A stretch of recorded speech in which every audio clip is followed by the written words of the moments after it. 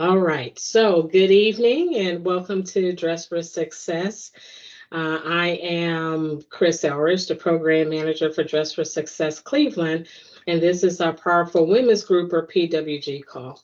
And so today we are so excited to have this conversation and speaker with us today to talk about something that's very important and it's something that needs to be shared. And we're very fortunate that for our city, we have an organization like the one that she works for. So I'm going to stop my rambling and I'm going to actually read her bio very quickly. So Megan Williams serves as the Chief of Prevention and Education Officer at the Cleveland Rape Crisis Center. In her role, she provides strategic direction for sourcing, developing, and delivering effective evidence-based sexual violence prevention programming that meet the needs of the diverse community. She has a passion for community-based education, connecting underserved communities to resources, and holds a special place in her heart for being a positive influence for youth. Prior to joining CRCC, Megan worked with the Neighborhood Leadership Institute as the program manager for True to You, a career mentoring and personal development mentorship program that serves eighth grade students in the Cleveland Metropolitan School District, the second largest school district in Ohio. A first generation college student, Megan holds a Bachelor of Arts degree in Economics and Human Resources Management from the Ohio State University, OH. Um, Megan has spent most of her career in human resources management and organizational development in the fields of corporate manufacturing, healthcare, higher education, and professional services. Outside of the office, Megan, whenever she has time, right? Megan enjoys spending time with family and friends, fitness boxing, event planning, and traveling to experience new places, food, and cultures. So let's give a warm welcome to Megan Williams. Oh my goodness. Thank you so much for the warm welcome. And I'm so very excited to be here. Thank you so much again for just inviting me to be in community with you all and in this space. I know that we are a little bit behind on time, so I'm going to go ahead for a moment and share my screen and give me a thumbs up if you see my presentation. Perfect. Well, again, thank you so much for the warm introduction. So I guess we'll just go ahead and kick right in and get started. You've got a little bit of idea of what I do at the Cleveland Rape Crisis Center, and I absolutely love what I do. I come to work every day energized and passionate. Again, when I especially think about the communities that we serve, and they're communities that look just like you and I. So spreading awareness, educating our community is, the name of the game and my number one priority. And I have a very small but mighty team to do it. But again, being here tonight is exactly where I want to be. And I would rather be nowhere else. So today we're going to talk about creating a culture of care. Just a little bit from virtual housekeeping perspective, we'll be spending about an hour and a half in duration. If you can, please keep your mic on mute just to lessen any distractions that might be going on in the background. Feel free, this is a conversation, to drop your questions in the chat or unmute and just let me know, hey, have a moment. I just wanted to say something, or I have a comment or a question. You could certainly do that. Any polling or comments, again, you could drop those in the chat. And there won't be a post survey at the end, but there may be actually from the other end, but not necessarily from me. But I would love to hear your feedback towards the end of the presentation to let me know how I did today. Just a little bit of a content warning. I always give these because, again, you never know who's in the audience and what experiences individuals may have had. But we try to lead from a trauma-informed lens. And so what I will say is that today's topic is going to be very sensitive and sometimes uncomfortable for some, and that is totally okay. And I validate that and normalize those feelings. But if there's anything that you can do in the moment in time where you might be feeling uncomfortable or uneasy, The one thing that I will say is to take care of yourself. Do whatever it is that you need to do to take care of yourself in that moment, whether it's stepping away, taking a breather, grabbing a drink, filling up your coffee or your tea. Do exactly that. But we hope that you'll be able to rejoin the conversation. So what are we really going to be covering today? We're going to be talking about the elements of sexual violence, uncovering some of the myths and facts, what it is not, how it shows up, what are some of those behaviors and definitions that we often hear about when we think about sexual violence, but may not necessarily connect the dots as to exactly what it is, right? We're also going to discuss the prevalence and impact of rape culture that we see in our society. Understand trauma, how it impacts us all and others, and also how we can support and empathize with survivors who've experienced some form of sexual violence or sexual abuse. And last but not least, I cannot leave this call or this workshop without describing the very supportive services that we offer here at CRCC. Because again, as Ms. Elrich mentioned, we have a gym right here in our very own backyards in Cuyahoga County, a number of office locations and beyond. So our number one mission is to be able to support survivors of sexual violence and abuse and be a part of their healing journey. All right. So the first question I pose to you is, how often do you think someone is sexually assaulted? How often do you think someone is sexually assaulted? You could unmute, you could drop in the chat. What are your thoughts on how frequently someone is sexually assaulted? Very often, yes. Maybe too often, I'd say. Absolutely. Very often. Any other thoughts?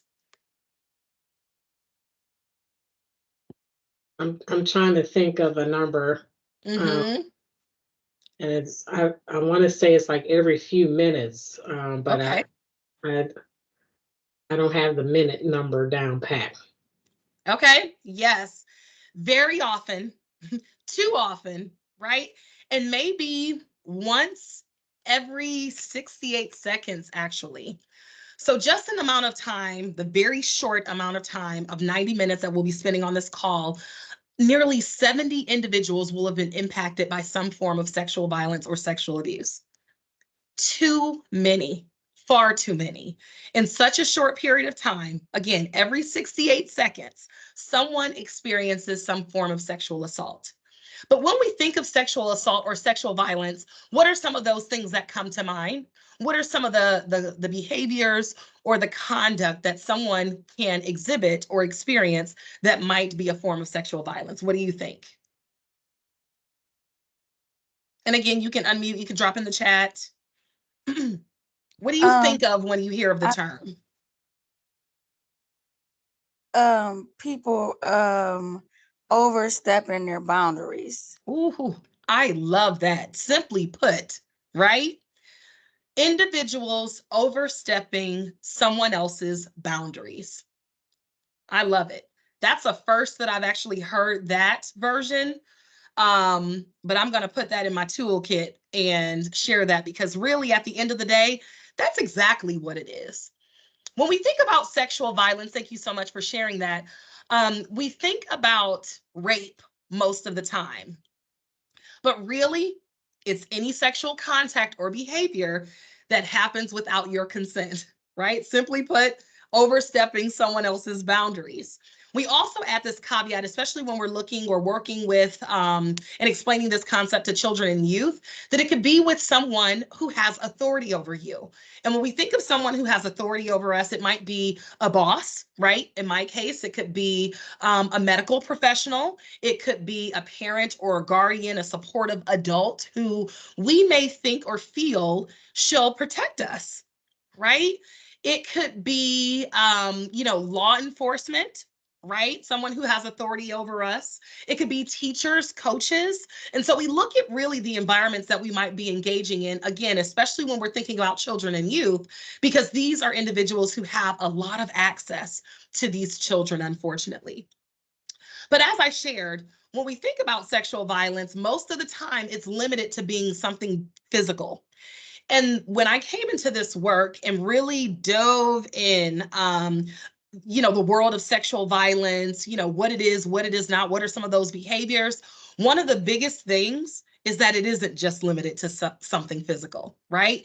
It can be verbal, right? Anything that's non-consensual or where anyone oversteps your boundaries. Again, I love that. I'm going to keep using that, such as sexual harassment, those, unwelcome or inappropriate comments or behaviors, the catcalling or the advances and things like that. Again, it's non-consensual. It's unwanted. You violated someone in some way. And so a lot of eyes grow very big, when we talk about these different behaviors, especially when it is not limited to something physical. We also talk about stalking, for example, following someone unknowingly with the intent to harm or kill. Cyber harassment is a huge thing now, especially with everyone being so connected through cell phones, social media, or other online channels. Sexting is a huge thing. We know that this is happening a lot, especially amongst children and youth. And it's not necessarily the case what they decide to do when they send an explicit photo, but what happens. There's opportunity to lose control. Individuals may share that photo with someone else. It could become a form of degrading sexual imagery, right? We do a lot of trafficking or anti-human trafficking work for survivors who have been trafficked, right, in a sexual way or for labor. Voyeurism, what we probably know as the peeping Tom or Tammy or Jordan, whomever, right? Watching someone for their own sexual gratification or purposes. So this is, again, an umbrella term that has a lot of different characteristics or behaviors or conduct that fall under this gloomy umbrella of sexual violence. And so the biggest takeaway here is that it isn't just something physical, right? It could be verbal or it could be some other behavior that, again, is non-consensual or may give the feeling of discomfort when you overstep someone's boundaries. Any questions about that? No, I don't have, well, maybe I have a question, Megan. And Sure. a couple weeks ago, we had the topic, let's talk about it, social media. And we talked about a lot of the impact that it's had, definitely over the last few years, particularly with youth in general. And I don't know what other information that you'll be sharing, so thank you for those facts about how often something like this takes place. You just wonder, I'm sure naturally as social media has expanded and the ages of those who are able to get on social media has become a lot younger. Numbers of what's categorized as sexual violence has dramatically increased, unfortunately. And so I just wanted to bring that. It was just kind of tying in on, we were just talking about on social media and all the confidence and the cyberbullying and things like that takes place. And of course this. So I just wanted to bring up that relevance. Yeah. Thank you so much for uplifting that, because again, this is one of the things, one of our bread and butter when it comes to education and prevention is reaching out to children and youth. It's never too early to start the conversation. So I love the tag, let's talk about it. We've had that same tag for Sexual Assault Awareness Month that we highlight, again, but it's so very important to understand these things because again, it's, our reach is so broad when it comes to who we interact with and who we engage with. We have no idea if these individuals are who they really say that they are. And unfortunately, we have a lot of individuals out in our world, in our society, who cause a lot of harm. So just simply becoming aware and knowing what to look for, knowing what impacts and implications these types of behaviors or conduct can have. Because again, we're not just talking about prevention in the space where, we want individuals to learn and know the warning signs, but what behaviors might we be exhibiting towards others that we may not even know have been harmful, right? So we have to change our mindset, right? And that's what education and awareness does. So thank you so much for uplifting that. We also talk about the pyramid of violence. And when we talk about sexual violence, most of the time, like I said, we limit it to being something physical like rape or sexual assault. But sexual violence really is more than that. It's emotional, psychological, and a lot of the time it can be very difficult to see. One of the things that we lead into the conversation with is the pyramid of violence. And I won't go too deep into it, but what this pyramid shows us is that we all have attitudes and beliefs. We all feel some kind of way about a lot of different things. And most of us are at the very lowest rung of the ladder where it has all of the attitudes and beliefs. Some of them are positive, some of them not so positive, right? Just honestly speaking. Many individuals may experience some ism or phobia based on who they are, how they identify, who they choose to love, where they're from, the color of their skin, all of the things, right? But when individuals act in a harmful way or outwardly project those attitudes and beliefs towards others, it goes up the pyramid, right? It worsens into cultural microaggressions, into exclusion or isolation, into verbal expression by cyber threats, insults, teasing, bullying, harassment, or the jokes, right? And again, when no one stops those individuals from committing these very harmful acts or outwardly projecting their feelings or attitudes and beliefs that are harmful to others, it escalates and continues to go further up the pyramid, leading to physical expression. Many times, some type of form of assault or physical contact or striking or humiliating of others, or eventually, unfortunately, suicide or homicide. The biggest takeaway is that serious forms of violence aren't really random at all, right? They typically occur after a smaller series of unhealthy behaviors over time. So again, they continue to manifest and escalate when we don't intervene, we don't call things out when these behaviors are harmful or when they're wrong, and individuals will seem as though they have a rite of passage to continue doing those things, thus causing more harm to individuals. And just a bit of the national statistics that we see and we highlight just to show the prevalence of sexual violence in our society. I won't necessarily read all of these here, but you see that the stakes are pretty high. 1 in 4 girls and 1 in 6 boys will be sexually assaulted before the age of 18, right? During their adolescence and youth. They're very impressionable. Unfortunately, a lot of adults might have access to children. They will follow along because of the level of respect that they might have for an adult who should be in the space to protect them.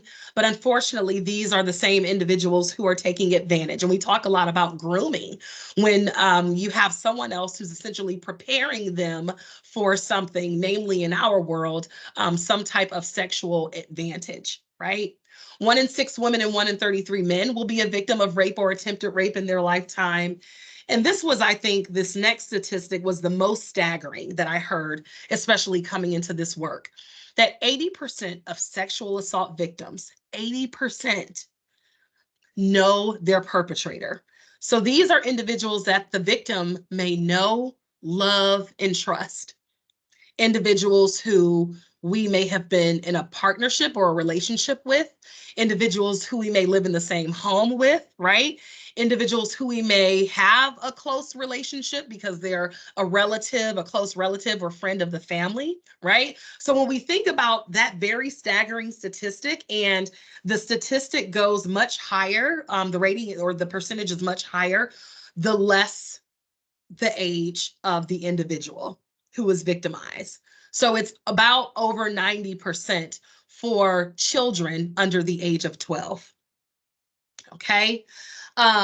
Very disheartening. And this was probably, again, like I said, the most staggering that I saw and heard coming into this work, because we all learned about stranger danger, right?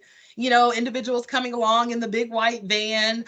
It can only be strangers who could do something to us. But when we look at this 80, 90+%, that tells us otherwise. Very disheartening, right? 61% of sexual assaults are never reported because, again, there's a huge stigma that is very harmful to individuals who've been victimized by sexual abuse and sexual violence, because the many factors and barriers that they feel to even being able to come forward. What are other people going to think of me? The first thing that comes to mind is that they're never going to be believed. And most of the time, individuals respond or react in a way that places the onus or the responsibility of their victimization on the victim. Okay? We have to change that mindset. That makes rape the most underreported crime in America. The statistics only show us and tell us what the prevalence is based on the individuals who've come forward. But really, we know there are far more individuals who are in our society, who are in our very own community, who've experienced trauma and who've experienced some form of sexual assault that have not come forward yet. Okay? So when we talk about sexual violence, we talk about the different types of abuse. Most of the time, we only think about physical, sexual, or verbal, right? But then there's also the mental and emotional abuse. I always like to say, when we look at mental and emotional abuse, it can be hand in hand, but mental abuse can be more or less the way when someone controls the way someone thinks, and emotional abuse can be controlling the way that someone feels, right? When we look at mental abuse, it is essentially controlling the way that someone thinks by insulting them or demeaning them, tearing them down, lowering their self-esteem, right? When we look at emotional abuse, some of those examples might be using emotions to criticize, embarrass, humiliate them in some way, place blame, or just otherwise manipulate the person, okay? Social abuse can also come into play, right? And again, these are all ways that individuals, again, who are the perpetrator or the aggressor in the situation, can exhibit some form of power and control, right? The breaking down of someone else. Social abuse, maybe you're isolating them from their family and their friends, right? You're telling them who they can and cannot go out with, who they can and cannot hang out with, who they can and cannot be friends with, right? Again, tearing away or breaking down that person's support system. Spiritual abuse a lot of times come into play because we have individuals who exert power or control over someone else using religion or their faith-based system, for example, or their religious beliefs. Many times we see this within the spiritual or religious community by a spiritual leader of sorts. And then financial abuse is also a way that individuals exert power and control. When you have someone in a relationship, again, of any kind, who's controlling all of the finances, maybe they're telling you what you can and cannot spend your money on. Maybe they're only telling you you can have a small allowance to get only certain things, right? Maybe they're telling you you can't get a job, right? Because they want to create a level of dependence on themselves. So that would make it very difficult for someone to get out of a situation or a relationship because they don't have the supports, they don't have the resources financially to be able to get away and make a move and do those things, right? So these are the different types of abuse. And we talk about this with adults.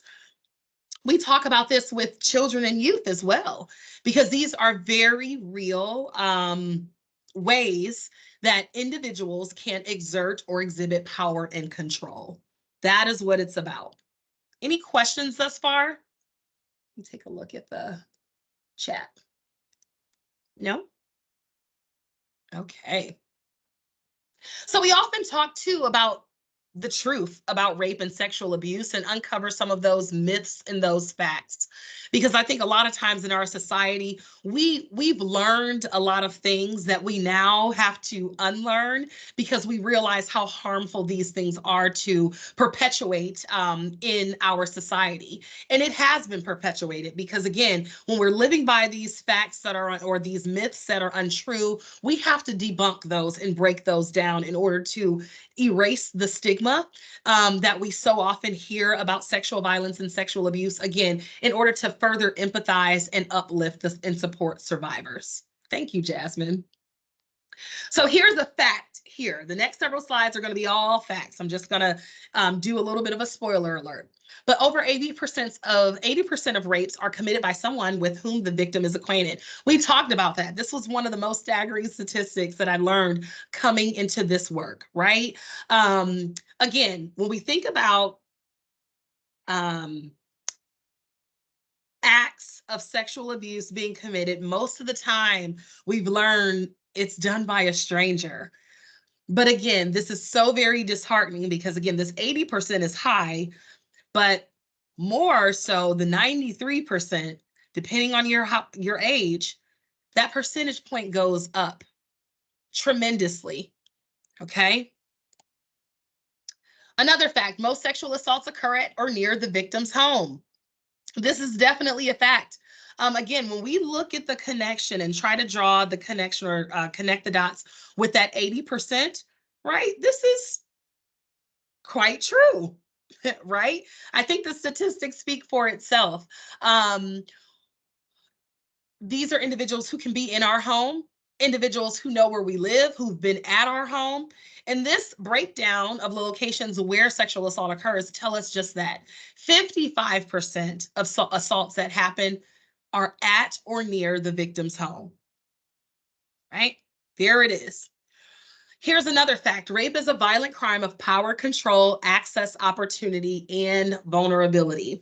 Again, power and control, number one and number two, access, right? When individuals have accessibility to someone else, whether they frequent their home, whether they frequent, work or school or another place, there's some opportunity there. And we also know that there are individuals, when we speak of groomers, namely as well, that play on individuals, others' vulnerability, right? When they know that there's a need, a void, a gap that they can make a promise to fill, again, that's playing on someone else's vulnerabilities and making promises, again, with the intent to violate or harm them in some way. And these are just some of the risk factors for sexual violence. And when we think about the risk factors for sexual violence, we are really looking at how this is linked to a greater likelihood of sexual violence perpetration, right? These are contributing factors that may not necessarily be direct causes, but more or less contributing factors of becoming or placing someone at risk for becoming a perpetrator of violence. So from an individual level, we're looking at alcohol and substance use, delinquency or individuals who've been involved in the criminal justice system, aggressive behaviors, adherence to traditional gender roles or norms that don't allow for diversity, right? When individuals look different, they act different, they express themselves in a different way, they have a different choice of the person that they, whom they choose to love, right? Individuals, kind of try to level that, and they'll make others feel inferior to them. And that causes harm. And in fact, it invites harm. When we other others, it puts others down and invites more harm. Okay, looking at the relationship level, if you have a family history of conflict and violence, more than likely that's going to become normal to someone. It normalizes those behaviors because they've grown up seeing it. They didn't, see anything wrong with it. Their parents seem to stay together throughout those things. And so, hey, in my relationship, this might be okay. This is what I see as being normal. Right? There's a childhood history of physical, sexual, or emotional abuse. Many times in engaging with individuals who have experienced some form of sexual abuse, I think most individuals on the outside think automatically like they wouldn't be able to do something like that, or they couldn't be capable of doing something like that because they've experienced it themselves. But I know individuals who are in violent relationships, and many of their abusers experience those same things from parents or otherwise, not so great relationships that they've watched others kind of stay in and evolve in as well. I won't go through all of these, but just giving some examples. At the community level, if you experience poverty or you don't have, there's a lack of employment opportunities, lack of institutional support from the police or judicial system, right? You are, there's a blind eye that's turned towards those communities. And that, again, invites or causes a lot more harm to be done, right? Who's going to look out for these individuals who's experiencing these things? A lot of times we see these very acts being committed by law enforcement, against marginalized communities, for example, and there's a greater tolerance within the community for it. Again, these behaviors become normalized. And at the societal level, if there are societal norms that support male superiority and female inferiority or submissiveness or sexual entitlement, we're praising males, for example, for sexual activity or how many numbers or bodies they can get, right? It's almost as if it's a rite of passage. And I can't tell you how many individuals I know who are males who've unfortunately experienced sexual assaults very early on in their childhood, but weren't able to connect the dots because they were being praised, right, for having sexual engagement at a very early age, right? By many times their babysitters or a family member. And so that, just is really disheartening to me because, again, I think we need to stop supporting that. We need to stop perpetuating that. Because, again, it's causing more harm, especially when we're now not even allowing a way for males to come forward to share their experiences and seek the healing that they may very so need from their own experiences, right? Another fact, a victim may experience a trauma response in which they are unable to resist or struggle. Most of the time when we are speaking of sexual violence or someone discloses and comes forward, we're immediately asking the question, why didn't you come forward sooner? Why didn't you fight back? How could you let this happen to you? And one of the things that we talk about is there are different trauma responses. Most of the time we hear about fight, flight, or freeze. And in this particular instance, when one cannot resist or resist the struggle or fight back, a lot of times it is because they froze. And that is what's the word that I'm looking for? A valid trauma response, right? It is a scientific trauma response. We all have the capability of experiencing any of these trauma responses. And so that's very important to know, right? When you froze in a situation, and I'll give an example of this, you really could not do anything. Literally, you couldn't move, you couldn't speak, and it has a scientific name, tonic immobility.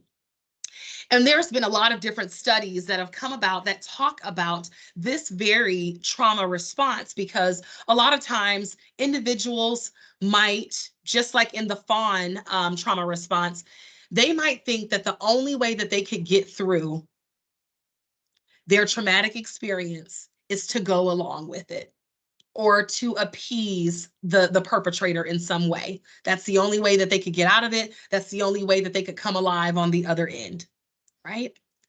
So an example I'll give of the freeze, a lot of times when we are dreaming or having a nightmare, and I've experienced this myself, if we are in intense or in imminent intense fear or danger, and if you've been in that situation in one of your nightmares and you could not do anything, you couldn't scream like you thought you could scream, you couldn't fight back. And again, I'm a fitness boxer, so I would think that I'll be able to throw hands if I need to, right? Or if I need to run, everything's going to just come rushing in and I will be able to get out of the situation, but you can't. Even in your nightmare, where you're unable to scream, you're unable to move, you can't even wake yourself up to get out of it. That is an example of the freeze response. I'll give another example. My partner and I would live together, and he typically leaves from work before I do. And I remember still lying in bed, and for whatever reason, this particular day, he came back home. And I was still lying in bed and sleep.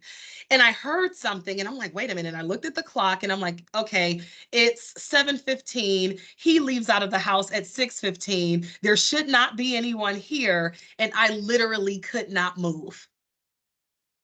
I literally could not move. I could not get out of the bed. I couldn't hide if I wanted to. I literally froze in that moment. Okay. So just giving some examples that everyone responds in a different way. And we'll talk a little bit more about that later when we talk about trauma and the brain. But these are just some common trauma responses in children as well that we see. We might be thinking that a child is acting out, but really it could be a call for help from something else that they may have experienced. Being sexually assaulted by someone of the same gender does not make a person gay or lesbian. Again, the assault is typically not based on the sexual preferences of the victim or the rapist, and therefore does not necessarily change the victim's sexual orientation. It's also important to note that rape can happen in same gender relationships. Men can rape other men, women can rape other women. Again, whether in an intimate relationship, acquaintances, or even strangers. Right? Perpetrators can certainly use alcohol and or drugs to commit sexual assault. We saw that earlier in the statistics slide. And last but certainly not least, we can all play a part in preventing sexual violence. We are all so very powerful and we have the ability to make change, especially when we see change is due. And change in our society is definitely needed. That's our motto here at CRCC. Change starts here in all of our spheres. There's always a way that we can all play a part in preventing sexual violence. Okay? Anything that surprised you at all? Any questions thus far? Well, thank you for sharing those 4 types of trauma responses, because you're right. The only thing that I kept thinking of was flight or fright. Mm-hmm. Wait, did I say it right? Yeah. Flight Flight or or fight. Mm-hmm. yeah. And so those are the common ones, and you don't think about the other types of trauma responses. And I mean, you gave a really great example about how you can just freeze. Mm-hmm. I had someone share with me, they're actually trying to be a consultant for a woman. Mm-hmm. She works for this company. And so, and she's on their sales team. And after they had a sales call, her one supervisor says, yeah, if you want to keep coming along to these sales meetings, you have to show more boob. Wow. And so, which is like, wait, that happened, I don't know if it's 2023 or 2024, but just the fact that it happens. It's still happening. And so when you think about in the workplace, how a lot of those comments and gestures are, more common. Mm-hmm. And on top of that, with mixed generations working, Yes. the thoughts of work, they might have came up in that whole boys club, like you said, Mm-hmm. the Yes. bodies and whatever, right? That mentality. This same woman also had encountered, they were away on a sales meeting. Everybody goes downstairs to the hotel to, meet for dinner, right? So Mm-hmm. sometimes you go up to your room, you change, you come back Yep. down with the group. This individual met her at her room before she even had a chance to go down, and has walked her to her room after the evening, right? It made me think that whole freeze, Mm-hmm. just frozen, just shocked, and that can be enough, you're just sitting there like, I can't, is this really happening Mm-hmm. to me? But I just Yeah. wanted to bring it up, particularly with us being women on a call with, raising children, interacting Yes. in our workplaces, particularly as women are entering in a lot of different fields. Yes. More women are going in work careers that are typically male dominated, and a lot of those old thoughts on how they think that people can deal with their phrases is Yep. completely, and it's just shocking after everything that we've heard in the news, or you hear of all these reports, and it's like it's still happening. Absolutely. Absolutely. have to be educated. People have to know so we can create the change. Yes, absolutely. And just empowering individuals with knowledge is so very important too, because I think a lot of times what's so interesting in just being amongst different audiences, like I said, like the harassment, the verbal comments and behaviors that someone else may exhibit, a lot of individuals don't connect the dots that it is a form of sexual violence or could be a form of sexual violence as well. And so I think, again, I have so many individuals who come up to me after presentations and they'll say like, oh my gosh, like I experienced this, I experienced that. I'm a victim of sexual violence or I'm a victim of sexual abuse and I never knew it before. So this is why this is so very important because again, once we see these behaviors, we know like, that isn't right. We can call it out, right? Yeah, absolutely. Thank you so much for sharing that. Excuse me. So the next portion of my presentation focuses on sexual violence and marginalized groups, because I think it's so very important to understand that individuals, minorities, and marginalized groups are often the most vulnerable and the ones who struggle the most to gain protection and also helpful resources. I always say that these are the groups that are unserved, underserved, and or inadequately served with resources. And so one of my biggest approaches to prevention and education and outreach is really targeting marginalized communities so that they know of the resources, and really focusing and prioritizing these groups so that, again, they have the resources, they know about the resources, and can certainly utilize and feel empowered to utilizing those resources as well. So I'll first talk about Indigenous American survivors. Just kind of taking a look at this, and I don't have to read everything on the screen, but you can look at some of these statistics that show us that these individuals within these communities are more likely to experience some form of sexual assault or crime, violent crime, compared to all other races. Namely, for Native women, sexual assault has been used as a tool of power and control for centuries, right?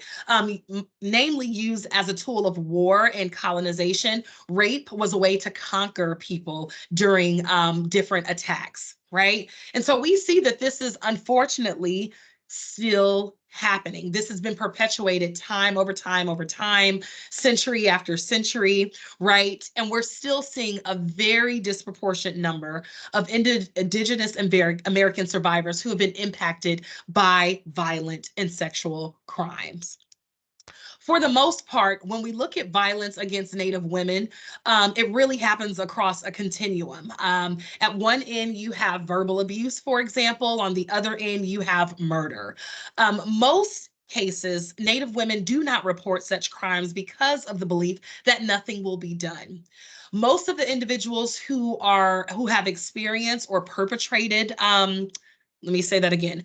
Most individuals who've perpetrated sexually violent crimes to Native or Indigenous women, again, are not of the community. These are individuals outside the community. So when we look at this last statistic here, that U.S. attorneys declined to prosecute 67% of sexual abuse, homicide, and other violent crimes against Indigenous women. Many times it's because they operate within their jurisdiction. And if individuals who've committed the crime did not or are not of the community or within the Indigenous community, they will not prosecute, right? It is an extreme challenge, right? And a huge barrier. So in most cases, these individuals of these communities don't even report because, again, nothing will be done. For African American survivors, we see much of the same. For every African American or Black woman that reports her rape, there's at least 15 other African American Black women who do not report theirs. When we even saw the staggering statistics of the 1 in 4, the 1 in 6, again, these are those who have come forward to report. But like I shared, we know that there are far more individuals who have been impacted in some way, shape, or form who have not come forward to report. So the statistics are based on only what we know, again, for those who have come forward. 22.6% of Black men experience sexual violence other than rape in their lifetime. Okay, oops, sorry. When we look at the Hispanic and Latinx community, most cases, many married Hispanic and Latina women view sex as a marital obligation and are much less likely to report or define their experiences of forced sex as rape. Right? We know or have seen laws that involve married, couples or that make it a huge barrier or a challenge to be able to prosecute, any forced acts of sex. But yeah, those times have changed, right? Laws are evolving. But this is also within this community, one of the things that we know that they're less likely also to report than other women because of the fear of being deported, or maybe they have undocumented individuals within their families. So they don't want to, expose anyone in that way. So they will essentially keep quiet and keep things close to the cuff and not come forward to report. Individuals of the LGBTQIA plus community, again, there's an increase of victimization that occurs here. Again, with the intersection of race, gender identity, gender expression, sexual orientation, there is an increase of victimization that occurs. And specifically, trans women, and more specifically, trans women of color, are sexually assaulted and murdered at a much higher rate. We actually have a partnership with the Cleveland Hearing and Speech Center where we are increasing accessibility to our services for deaf and hard of hearing survivors. Much of what I've learned in the collaboration with the Cleveland Hearing and Speech Center and the work that we're doing on this partnership has also been very disheartening. And just looking at these very staggering statistics here, 50% of the deaf community has been sexually abused as children. Only 5% of deaf rape survivors report their assaults. There's a lot that comes into play with privacy and anonymity within the community because the deaf community has a very, very close-knit bond. Many deaf survivors have a concern for privacy and anonymity when so much of their personal life is shared amongst their peers, right? They interact and engage much of the time only with one another. When we think about interpreters that they might be working with, the interpreters that they may be working with are the same interpreters that might be in a hospital room, or that might be in a counseling session, or that might be at an ice cream social that's taking place the following week. So there's huge concern with privacy there. We also talk a lot about the linguistic or language barriers and the lack of knowledge and resources. When there are, even when we look at knowledge and resources that are translated in other languages for different individuals of different cultures and backgrounds, that's rare that you see that, and so there's a huge barrier that comes into play. We often talk about language deprivation syndrome.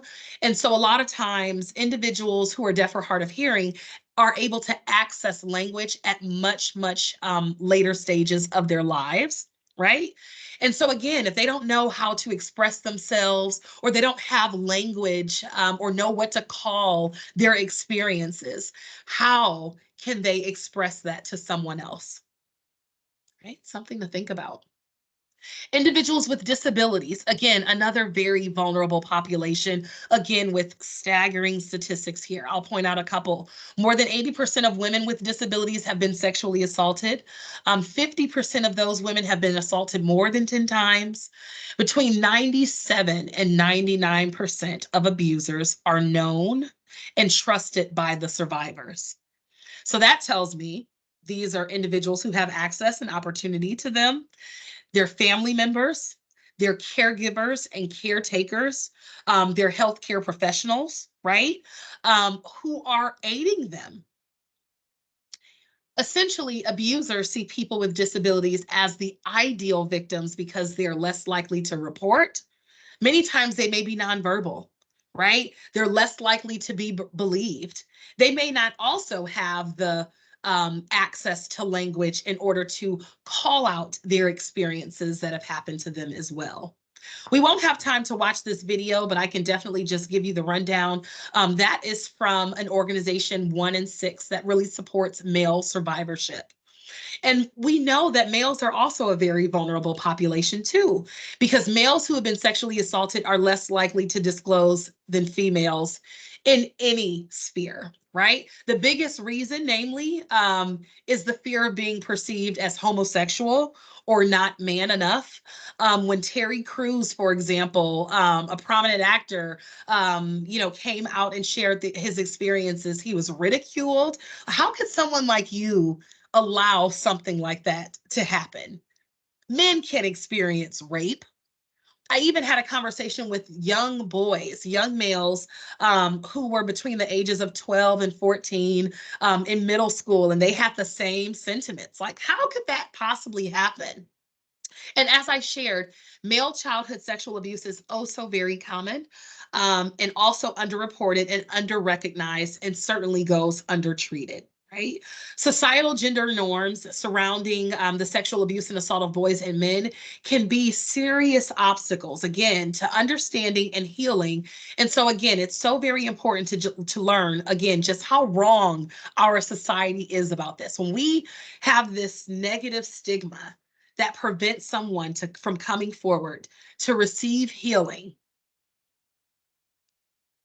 how difficult must it be for these individuals to do so, right? We've got to change it, got to change it. And then here are just some additional facts about rural communities who live in isolation. Again, also very close-knit. Privacy and anonymity is a huge factor there. You have individuals who are facing being ostracized from the community. When you have someone, and think about just the prominent individuals that we look up to or that we idolize, and to hear about these things, the Bill Cosbys of the world, the R. Kellys of the world, the Lizzos, the things, all of these things that are coming about, it's hard for us to reconcile, how to look at that individual, or how we should move forward. Do we continue to listen to their music? Do we continue to watch their shows? Do we continue to go to the football games? Right? And again, as I said, with the intersection of race, gender identity, and sexual orientation, certainly an increase in victimization that occurs. So that leads us to rape culture, right? This is the society, unfortunately, that we live in. And rape culture is essentially defined as stereotyped false beliefs about rape that justify sexual aggression and trivialize and minimize the seriousness of sexual violence. I love showing this quote here because this is so true. We live in a society that teaches don't get raped instead of don't rape, right? When so-and-so comes over to the house, put some clothes on. Don't go walking out late. Make sure that you have your keys ready. Don't have any drinks. Why, don't wear anything that's going to be too revealing because you're just inviting it, right? We hear all of these things, and all of these sentiments are based on society's attitudes and beliefs. And to be honest, we've all learned them, right? And we're learning now to unlearn these behaviors and these attitudes and beliefs as well. And what we know is that there's a spectrum of rape culture, again, ranging from sexual harassments or the verbal comments on to the physical or outward expression of rape, right? We talk about hypermasculinity, which could be very harmful in our society these days. Again, holding these actions or these behaviors to a high pedestal, because again, that's what a male should do. That's seen as a rite of passage. We're not calling things out and just saying, hey, boys will be boys. They're just going to do what they do. That, again, is perpetuating the harmful behavior. We've talked about the facts about rape, again, most of which most people think or see as being myths, how the media perpetuates women or objectifies women in music, movies. They're made to be inferior, right? Or solely for male sexual desire, right? We see it all happening all of the time. But when we see it outwardly projected, in a lot of our different spheres.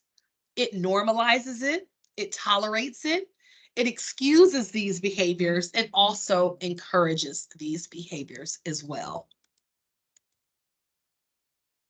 There we go.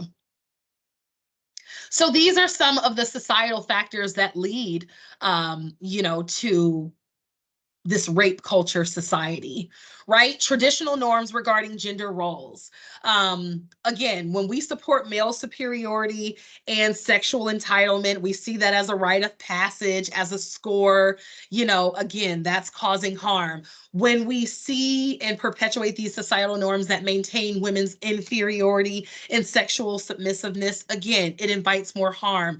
Again, not looking at our society as being diverse, and having binary norms and stereotypes that do not allow for diverse gender expression or gender identities and sexual orientations.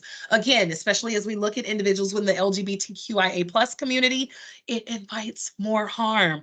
The weak legal sanctions that we see against sexual assault, when perpetrators aren't being held accountable, when we're teaching individuals, again, to avoid being raped, rather than teaching everyone how to practice consent, respecting someone's boundaries, not overstepping someone's boundaries, not to be violent, again, we're looking the wrong way. Okay, when we don't receive that supportive nature from the judicial system, the criminal justice system, law enforcement, right? We do a lot with our criminal justice system locally to teach them about the different behaviors, how to be empathetic towards survivors, how to show support for survivors, creating more accountability for perpetrators in our society. Because when we don't hold those individuals accountable, they cause more harm. Okay, social norms that support sexual assault, again, objectification of women, things that we see in the media, tolerance of sexually explicit jokes, sexual harassment, demeaning sexual comments, excusing or dismissing sexually violent or coercive behavior. Again, we're causing more harm. And lastly, last but certainly not least, stereotyping of marginalized at-risk groups. One of the perfect examples that I'll share is the hypersexualization and adultification of Black girls and women, right? We've heard of the Jezebel, right? The luring, we're inviting sexual behavior, right? Those types of things. When we're making it seem as though young Black girls are stripped of their childhood, are stripped of their adolescence because they look and seem older than they are. They're filling out quicker, you know? We are inviting more harm. And individuals, unfortunately, will spread along and spread about those negative stereotypes that perpetuate, again, sexual violent behavior and abuse. So what is the impact of rape culture? I invite you to share. What are your thoughts about this? What are some of the reasons why someone experiencing or witnessing domestic violence, sexual violence, or teen dating violence would not reach out for help? What are some of the reasons why individuals do not come forward? What do you think? You can unmute, you can drop in the chat. What are your thoughts? So Fear. Fear, yeah. Yes, absolutely. The fear of not being believed, the fear that society is going to blame them for their own victimization, the fear that they're going to be labeled, that they're going to be, what's the word that I'm looking for? That they're going to be labeled, that they're going to be, like their experiences are going to be minimized, who's going to help them, who's going to come to their aid, all of the things that they face. Absolutely. What else? Anything else?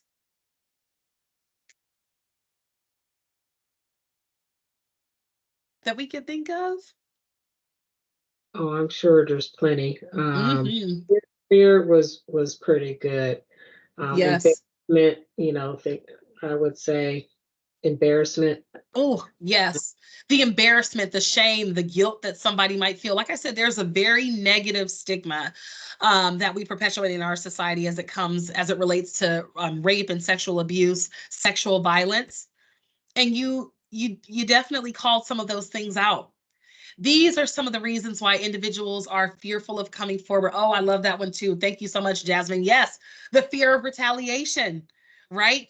What if someone comes after them, their perpetrator comes after them, their support system comes after them? Think about individuals who have had a perpetrator who was in the family, right?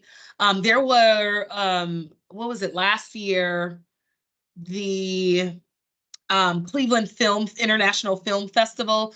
We partnered with a playwright who developed a short video about her experience. And her family turned against her because her grandfather is the one who caused the harm.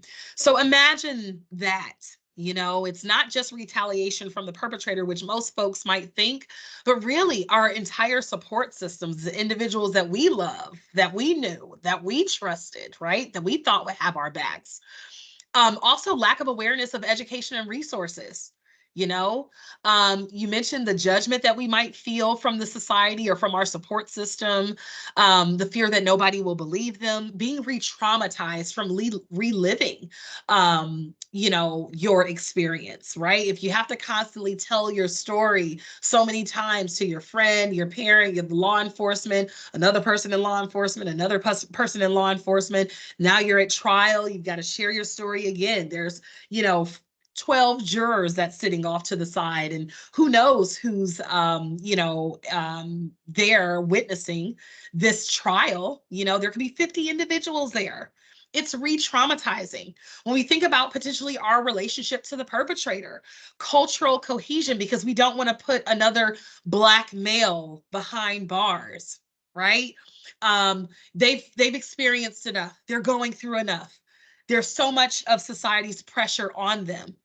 I don't want to be the next person to put just another thing, right? Exclusion or isolation or ostracism from your communities. It could be your church community.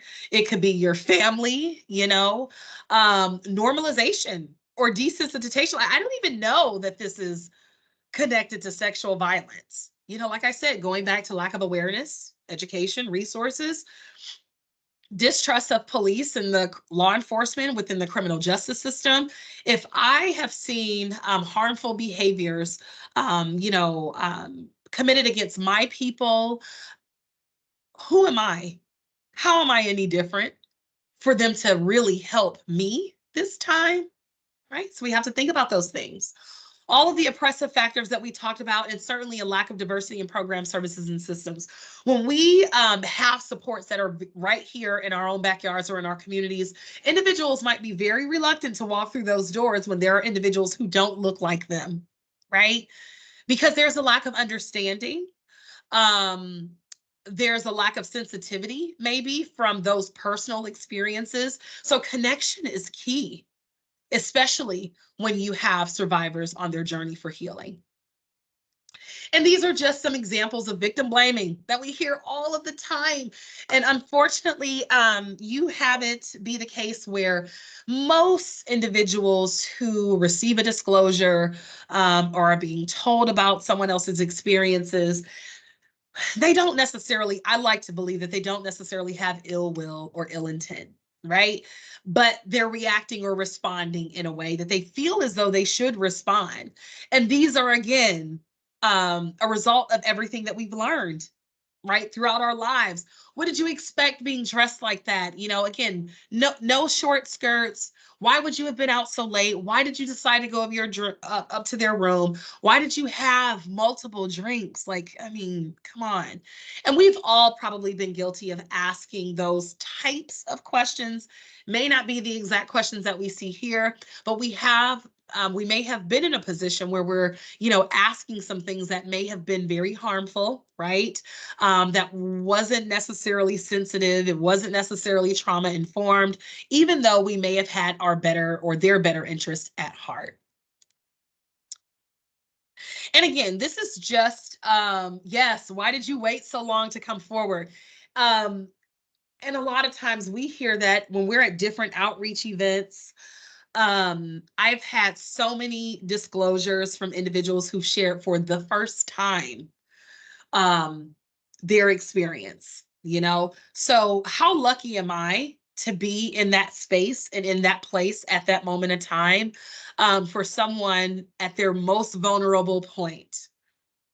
I was the first person that they disclosed to and felt safe in that space to do so. Definitely it is an honor.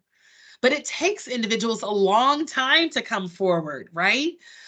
There's so much that you have to come to grips with. And so I always say it's so brave when individuals who've been impacted by sexual violence or abuse have come forward, because it does take a lot.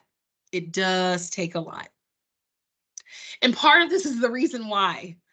If we don't feel that we're going to receive the same level of protections as other groups, again, we're not going to come forward. Looking at this statistic here, that out of every 1,000 rapes, 994 perpetrators will walk free. Only six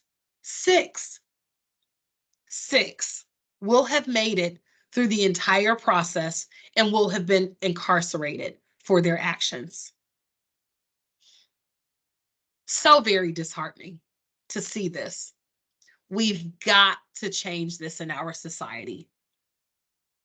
And of course, I love this here, this pie chart, because again, the only person who's responsible and should be held accountable for a sexual assault is the person who chooses to commit the crime, period. Okay? Doesn't matter how late you were out, what flirty behavior you were exhibiting. It is never, ever, ever the victim's fault. Never. Okay? So how can we shift rape culture? Well, again, changing our attitudes and beliefs and our behaviors. I think we talked a little bit about this at the top of my presentation, but these are the ways, just another reminder, right? So coming back to it. So we constantly have to be thinking about how we can shift rape culture. And taking part in this presentation, in this workshop, this evening, spending this time with me is definitely a great start. So again, as I shared, I would go just a little bit about into supporting survivors who've experienced trauma and understanding trauma.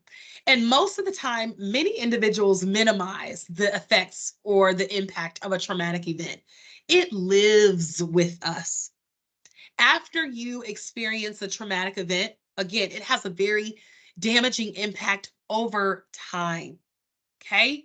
And it happens to many of us, unfortunately. So that's why we lead in a trauma-informed or with a trauma-informed lens to be able to support survivors the best way that we can in the way that they need it most. What is also so very important to understand is that individuals experience or respond or react to trauma in a variety of different ways. Some individuals isolate themselves, individuals shut down, individuals laugh about their experiences, individuals are indifferent, they go numb, they feel nothing, and that's okay. That's very valid because we are all going to respond to things in different ways.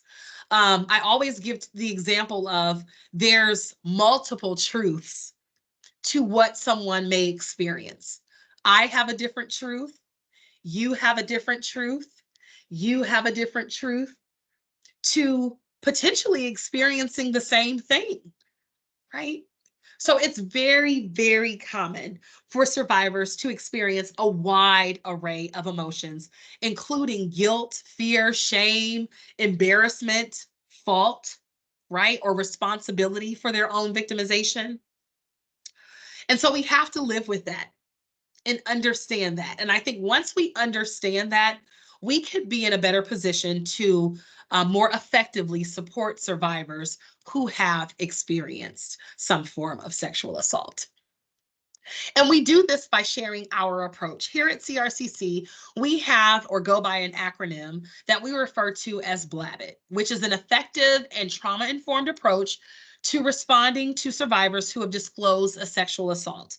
Because believe it or not, there may be a time where we're on the receiving end of hearing of someone else's disclosure. And this is a really helpful method to create a safe and comfortable environment for a survivor when they do finally come forward to share their experience. So we'll take a closer look at each of these elements. I've got 10 minutes to go. Okay, let's see if I can make it. I'm gonna make it. All right, number one, breathe. Learning of a disclosure can be a heavy lift because it is, right? It's a very difficult topic to talk about. But one of the things that we must do before we receive that disclosure, and if we know that it's something that's going to be very deep coming on to us, just take a few moments to take a deep breath and check in with ourselves before the other person begins. At the end of the day, we want to create a calm environment and really show up for that survivor when they need us the most. The second element is listening. Again, this is where we want to create a safe and comfortable and calm environment. One of the things that comes about with disclosures is this feeling of asking all of the questions, right? I always give the example, and I hope my sister doesn't ever come back to watch this, of my sister when I tell her something and I'm like, look, I just need you to listen. I don't need you asking me all of the questions and, well, why did this and why do you this and why do you call me and this and that, yada, yada, yada. I'm not looking for the interrogation, right? I just want you to listen. So we have to allow the survivor in that moment to take the lead, right? It's not the time to get into all of the nitty gritty or to do an investigation. That's not our role at that moment, right? We want to be judgment free. We want to watch our tone, our posture. And I know that it comes out of love, for example, from my sister. But again, that might cause me to retreat and not be as willing to share. Okay. Number three, we want to affirm, right? During the disclosure, try to remain calm and speak softly as best as you can. Again, trying not to raise your voice or be condescending or judgmental in any type of way. Body language certainly matters, right? But you want to be able to offer words or phrases that help to affirm that individual in that moment and validate and comfort them, especially in their time of vulnerability. You may say things like, I believe you, right? You're not alone. You didn't do anything to deserve this. It's okay to feel everything that you're feeling, right? If there's anything that I could do, anything at all, let me know. I'm here for you. And so number four, believing. That's probably paramount to anything else. The number one factor, again, that individuals do not come forward is the fear of not being believed. So it's so very critical that you believe the survivor in that moment, right? Even though you might want to ask questions, not the time. You want to tell them and show them that you believe them. They're trusting you with this information, and that is a huge responsibility. So again, we don't want to go into the victim blaming questions because, again, that may show that you have a lack of trust. You might feel as though, they cause their own victimization in some way. So again, we really have to back off of that and believe them in that moment. Instead, thank them for coming to you, for sharing their story, for trusting you with this information, right? In that moment, you can also inform them and empower them with information, resources, support. You're learning about this today. We're going to tell you a little bit more about CRCC resources. And again, allow them, empower them, again, to make informed decisions on their own. As much as I'm out in the field, and I've received so many different disclosures, and I just want to walk hand in hand with them through the doors of CRCC, but I can't. But what you can help them do is express their feelings, be there for them. Again, ask them how you might be able to support them, right? Sometimes that may be nothing. Maybe they're not ready at that moment in time. But again, supporting them in the best way that you can. I always say that survivors know what is best for them, and it may not always look like what we think is best for them, but that is okay. Okay, we have to allow that to be okay. But you can always share about the trauma-informed support services that we have available here at the Cleveland Rape Crisis Center. I think we have just a few more minutes, so I'll go ahead and play this video about empathy, because I really think that this hits the mark, especially when we're looking at or thinking about how we can show up for survivors. And if you can, give me a thumbs up if you hear the volume.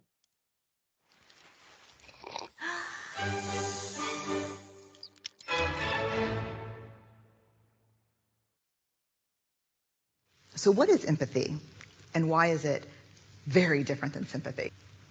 Empathy fuels connection. Sympathy drives disconnection. Empathy, it's very interesting. Teresa Wiseman is a nursing scholar who studied professions, very diverse professions where empathy is relevant, and came up with 4 qualities of empathy.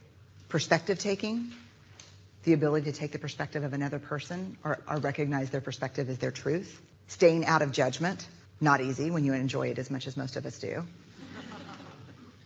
Recognizing emotion in other people and then communicating that. Empathy is feeling with people. And to me, I always think of empathy as this kind Oops, sorry. of sacred space. Okay, click on it. When someone's kind of in a deep hole and they shout out from the bottom and they say, I'm stuck, it's dark, I'm overwhelmed. And then we look and we say, hey, climb down. I know what it's like down here, and you're not alone. Sympathy is, ooh, it's bad,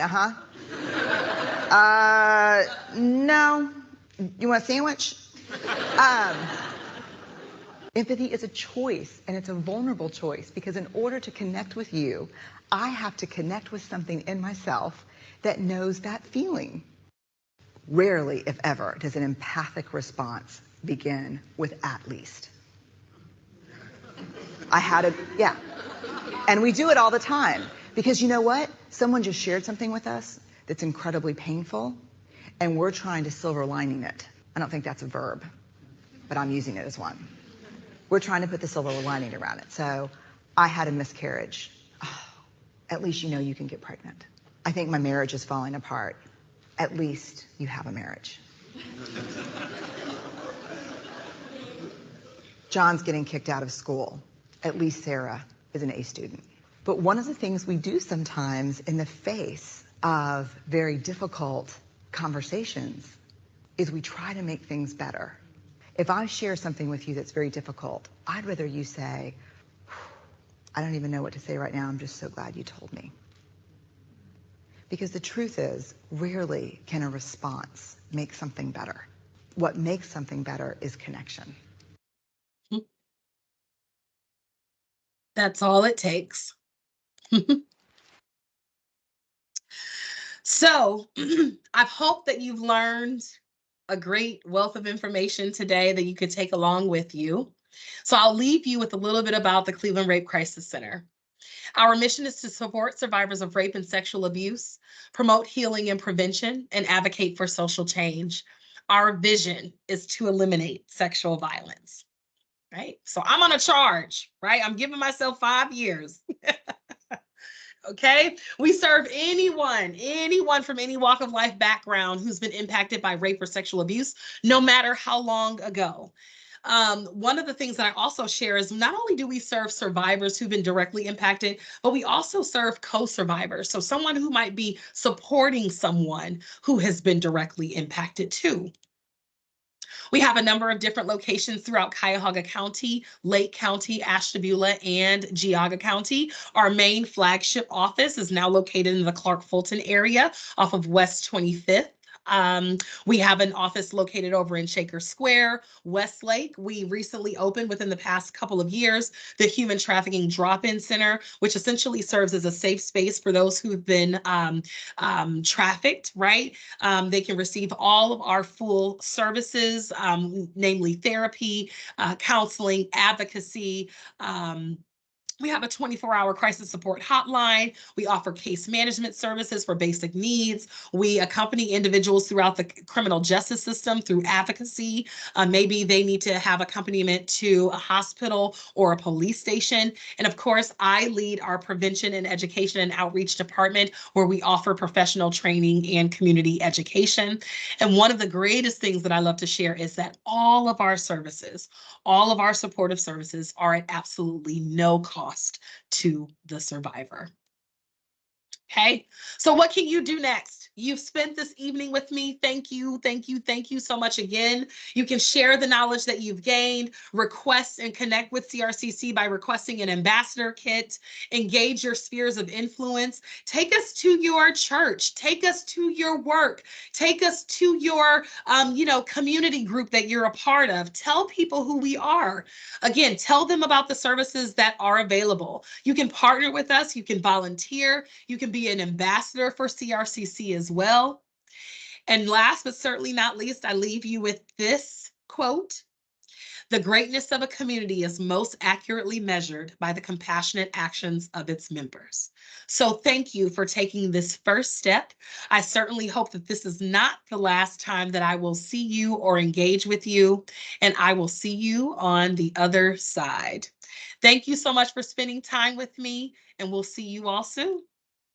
Well, I just want to, before we disconnect, I am just overwhelmed with the information that you gave us today. And to speak in such an authentic, matter-of-fact way, because on this sensitive topic, right? Because this can be something that can be very difficult to hear, difficult to tell. And so I think that you handled it beautifully. And so we really appreciate that. We know how important this is in our communities, and particularly with women in general, Yes. as we are mothers, caregivers, survivors, right? Yes. And in leadership. So it's Yes. important, and I love how you had that phrase. I probably won't get it right, but more so about, we just need to tell people, don't rape. Not Mhm. all the things that you could do to stop it, just don't. And we learned a lot of different ways how we can do that, and then how we can support those who have been victims. Yes. Because as we saw in the numbers, many of us have encountered, if it's nothing personally that you've gone through, or you know someone within your immediate circle, you're going to meet somebody in your next circle, and so forth. So it's important for us, how do we, support those who've been victimized as well. So Absolutely. we are so appreciative of what you brought today. Like I said, I'm so overwhelmed with all the information and the facts. So thank you so much.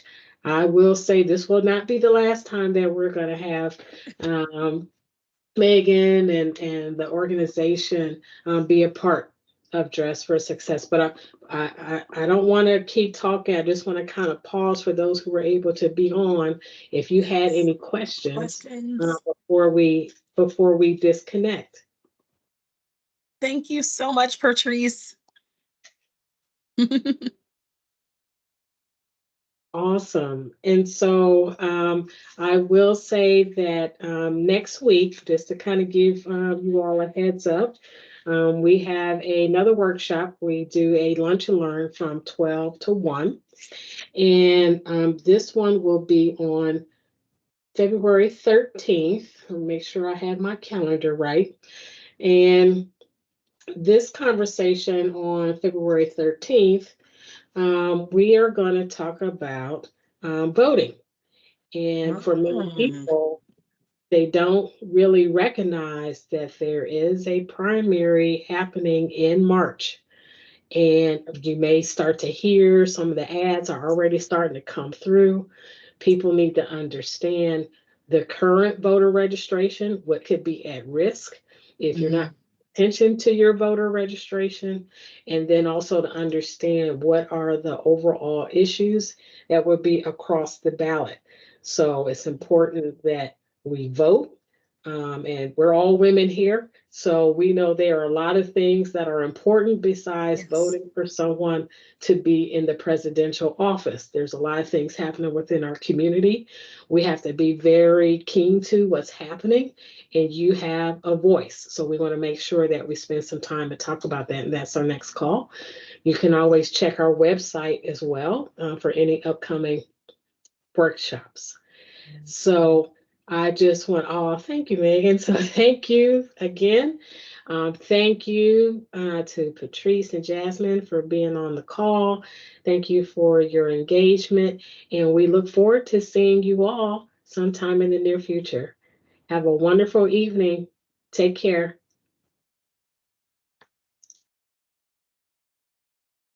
Bye-bye. Bye. Oh, I wasn't even speaking. Thank you so much. Bye-bye.